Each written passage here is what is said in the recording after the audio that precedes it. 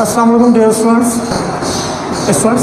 First class का lecture number 1 जो है वो हमने कवर किया। उसमें सेट की डेफिनेशन, कॉन्सेप्ट ऑफ सेट जो है और सेट नोटेशन, रिप्रेजेंटेशन, ये डिफरेंट चीज़ें हमने पढ़ी थी। आज जो है हम सेट में पढ़ेंगे सबसेट, और इसके बाद सबसेट की 2 टाइप्स हैं वो पढ़ेंगे। तो सबसेट किसे कहा जाता है? If A is the set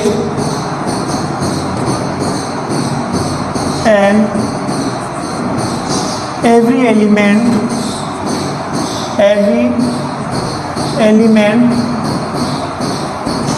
of set A is also the element of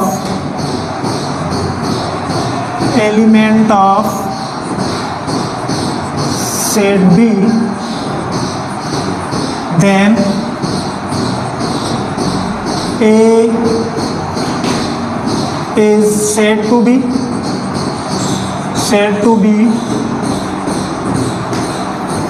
subset of B. ये है इसकी डेफिनेशन। लेट सपोज हमारे पास 2 सेट है, एक सेट है हमारे पास ए के नाम से और दूसरा सेट हमारे पास है बी के नाम से। अगर हम ए सेट के एलिमेंट्स देखें तो सारे के सारे एलिमेंट्स जो है ए के बी में मौजूद हों तो हम कहेंगे कि ए बी का सबसेट है। अब नोटेशन जो है इसकी क्या है? Notation of subset. सबसेट को लिखा कैसे जाता है? अगर मैंने यहाँ पे कहा ए ऐसा सेट है जिसके सारे के सारे एलिमेंट्स बी में एग्जिस्ट करते हैं, और यहाँ पे बी के लिए कोई भी कंडीशन हमने नहीं रखी कि बी के एलिमेंट्स एक जितने हैं जितने ए में हैं या फिर बी के एलिमेंट्स से ज़्यादा है, लेकिन ए के सारे एलिमेंट बी में एग्जिस्ट करने चाहिए। अगर ए के सारे एलिमेंट बी में एग्जिस्ट करते हैं तो हम कहेंगे कि A is said to be the subset of B, और उसे लिखा जाएगा ए सबसेट ऑफ बी। इस सबसेट में हमारे पास एक होता है प्रॉपर सबसेट,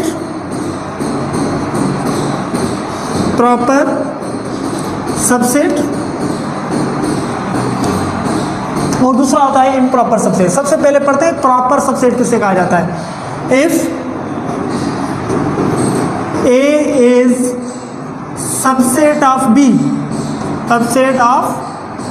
अब सबसेट की डेफिनेशन हम यहाँ पे पढ़ के आए हैं कि सबसेट कब बनता है। सबसेट तब बनता है जब ए के सारे एलिमेंट्स बी में एग्जिस्ट करें, बी में मौजूद हो तो ए को बी का सबसेट कहा जाएगा।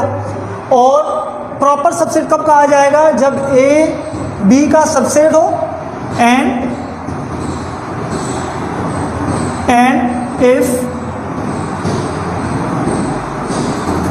at least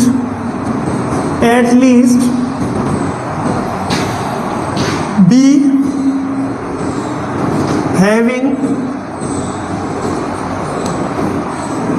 one element that is not the element of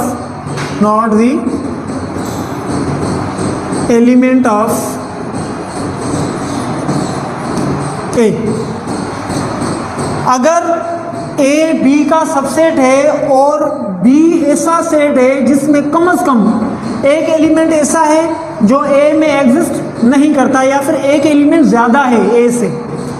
for example मैं कहता हूँ कि मेरे पास ए एक सेट है जिसके एलिमेंट्स है 1 2 3 और बी दूसरा सेट लेते हैं।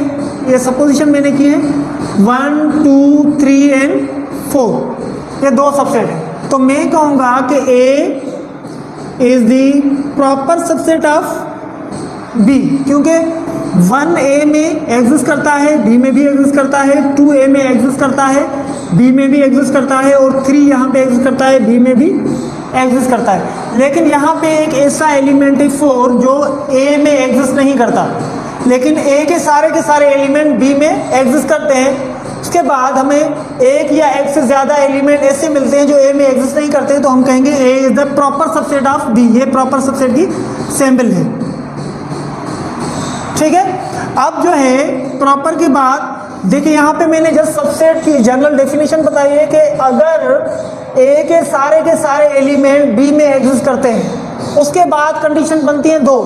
एक कंडीशन ये बनती है कि ए के सारे एलिमेंट बी में तो एग्जिस्ट करते हैं, लेकिन बी के सारे एलिमेंट ए में एग्जिस्ट नहीं करते, और बी में जो एलिमेंट है वो एक या एक से ज़्यादा ऐसे हैं जो ए में एग्जिस्ट नहीं करते, तो वो प्रॉपर बनेगा, लेकिन बी ए से बड़ा होगा, सिर्फ बी के एलिमेंट ए से ज़्यादा है, तो हम कहेंगे ये आपका प्रॉपर सबसेट बनेगा।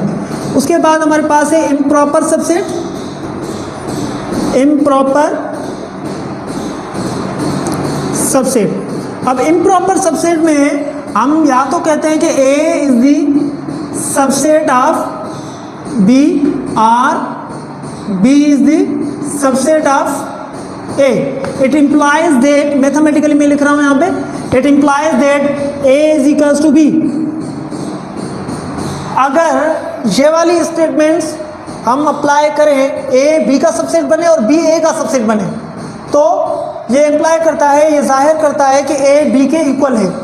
लेट सपोज मैंने कहा कि यहाँ पे ए एक सेट है जिसकी वैल्यूज है ए बी एंड सी, और बी दूसरा सेट है जिसकी वैल्यूज है बी सी एंड ए। अब देखो ए के सारे एलिमेंट बी में एग्जिस्ट करते हैं, तो ए बनेगा सबसेट बी का। हमने ए को बी का सबसेट कहा according to the definition of subset. अगर सारे के सारे एलिमेंट्स ए के बी में एग्जिस्ट करते हैं तो हम कहेंगे A is the subset of B. तो यहाँ पे वो वाली कंडीशन है, ए बी है इसमें, तो यहाँ पे भी एग्जिस्ट करता है ए बी सी, तीनों यहाँ पे, तो ए बी का सबसेट बना। तो हमने फर्स्ट कंडीशन प्रूव की कि A is the subset of B. Again मैं अगर देखूँ बी के एलिमेंट्स, बी यहाँ पे है, यहाँ पे भी है, सी यहाँ है, तो यहाँ पे भी एग्जिस्ट करता है ए यहाँ पे, तो इस कंडीशन के हिसाब से B is the subset of A, B भी ए का सबसेट बनेगा। तो ये वाली कंडीशन भी प्रूव हो गई और ये वाली कंडीशन भी प्रूव हो गई।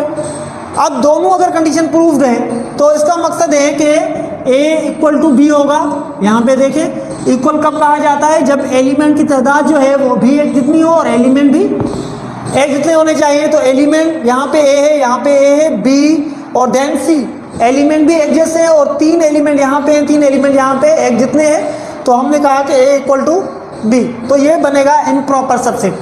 अब एक छोटा सा कॉन्सेप्ट जो है वो माइंड में रखना है कि अगर एक एलिमेंट बड़े सेट में एक्स्ट्रा है या एक से ज़्यादा, दो या तीन या चार ऐसे एलिमेंट्स हैं जो एक और सेट है उसमें ज़्यादा है, तो हम कहेंगे वो उसका सुपर सेट बनेगा। और सुपर सेट जो होगा वो पहला जो सबसेट है, छोटा जो सेट है, उसे हम कहेंगे is a proper subset. Proper का मकसद ये होता है कि जब आप एक सेट के सारे एलिमेंट्स निकाल दें किसी और सेट में से, तो बाकी जो नेक्स्ट सेट बचता है उसमें से कम से कम एक ऐसा एलिमेंट बचना चाहिए जो कि उस छोटे सेट में ना हो, तो हम कहेंगे कि ये प्रॉपर सबसेट है। और अगर मैं किसी एक सेट के सारे एलिमेंट किसी दूसरे सेट से निकाल दूं, उसमें कुछ भी नहीं बचता, तो हम कहेंगे कि ये सबसेट तो है लेकिन ये इम्प्रॉपर सबसेट है। ये प्रॉपर सबसेट और ये इम्प्रॉपर सबसेट, ये इसकी जनरल डेफिनेशन है। क्या अगर सारे के सारे एलिमेंट्स किसी एक सेट के दूसरे में पाए जाए, फिर दूसरी कंडीशन ये है कि फिर दूसरे में अगर कोई एक्स्ट्रा बचता है तो हम कहेंगे प्रॉपर, अगर नहीं बचता है तो इम्प्रॉपर, लेकिन होगा सबसेट। सुपर सेट क्या है? सुपर सेट जो है, इस सेट की डेफिनेशन से आप निकालें। देखिए A is the subset of B, मैं कहूंगा B is the super set of A if B is the super set of A, then at least one element in B, that is not the element of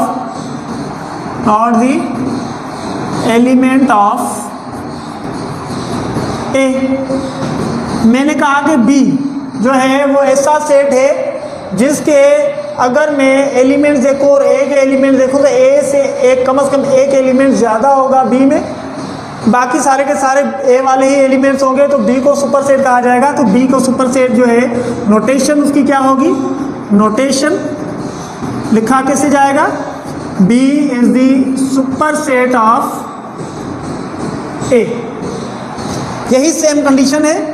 देखो B जो है वो ये set है, A हमारे पास ये set है, B जो है उसमें एक एलिमेंट ज़्यादा है, A में एक एलिमेंट कम है। इसे दोनों कंडीशन से पढ़ा जा सकता है।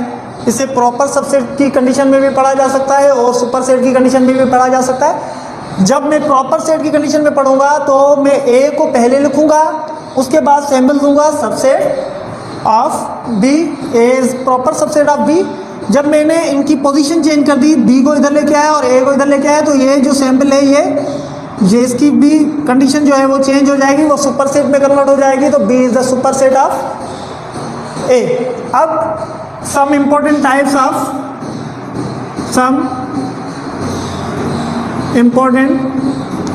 सेट्स।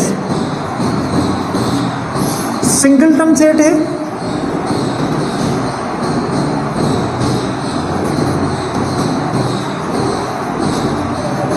Singleton set. अब सिंगल जो है इससे ये इंडिकेट होता है कि सिंगल मीन्स वन। ऐसा सेट जिसमें जस्ट एक ही एलिमेंट हो उसे हम कहते हैं वो एक singleton set. A set B नाम है सेट का, B is said to be singleton if B possess only one element। अगर B में जस्ट एक ही एलिमेंट होगा तो मैं उसे कहूँगा कि वो आपका सिंगलटन सेट है। लेट सपोज मेरे पास एक B सेट है जिसमें एलिमेंट है M, तो ये एक ही एलिमेंट है। नंबर ऑफ एलिमेंट इसमें कितने हैं, 1, तो हम कहेंगे कि ये आपका सिंगलटन है। देन एम्प्टी या नल सेट, एम्प्टी या फिर नल सेट। अब एम्प्टी सेट किसे कहा जाएगा, if a set A having no element, जिसमें कोई भी एक एलिमेंट नहीं होता, उसे हम क्या कहेंगे, एम्प्टी सेट। उससे नोटेशन क्या है, नोटेशन इसकी ये है कि अगर मैं सिंगलटन सेट को लिखूंगा ब्रेसेस में तो ऐसे लिखूंगा, और या फिर मैं लिखूंगा ये सिंगलटन सेट की सिंबल, सॉरी एम्प्टी सेट की, या तो ऐसे लिखूंगा, कोई भी एलिमेंट बीच में नहीं रखूंगा, या फिर ऐसे लिखूंगा। कभी कभार कुछ स्टूडेंट ऐसे भी लिखते हैं, तो ये आपका जो है वो एम्प्टी सेट नहीं होगा, लेकिन ये सिंगलटन सेट होगा, क्योंकि फाइव इसमें जो है वो एक एलिमेंट है, तो ऐसे नहीं लिखा जा सकता, या तो ऐसे लिखा जाता है या फिर ऐसे लिखा जाता है। इसके बाद है हमारे पास equivalent set.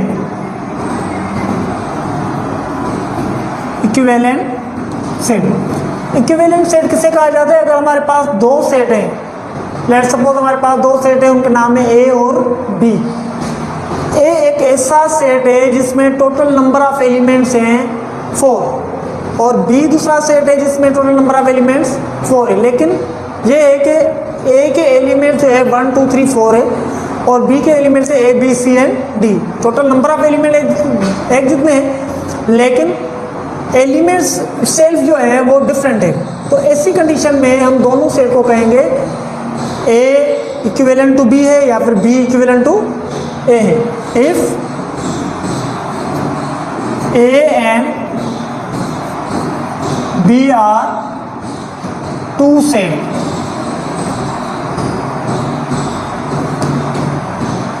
number of elements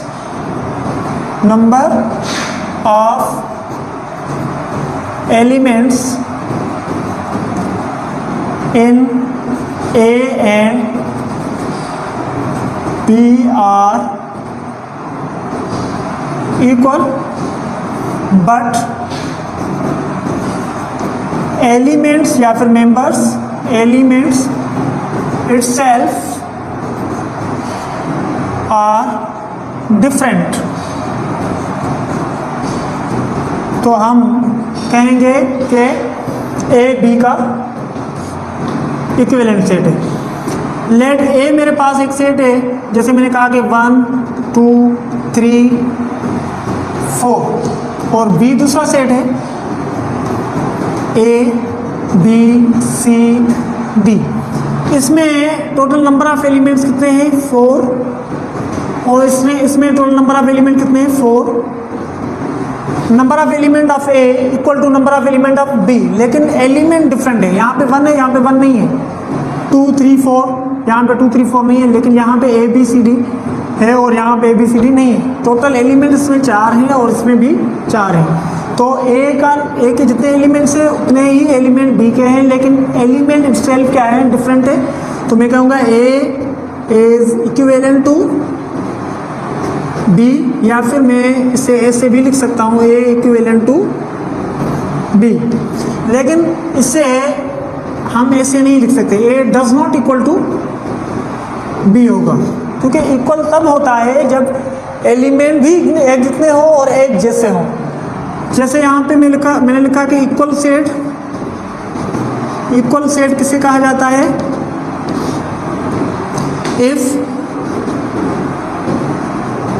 number of elements and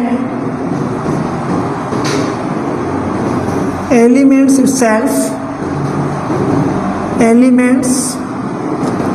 itself are same in A and B, then A is said to be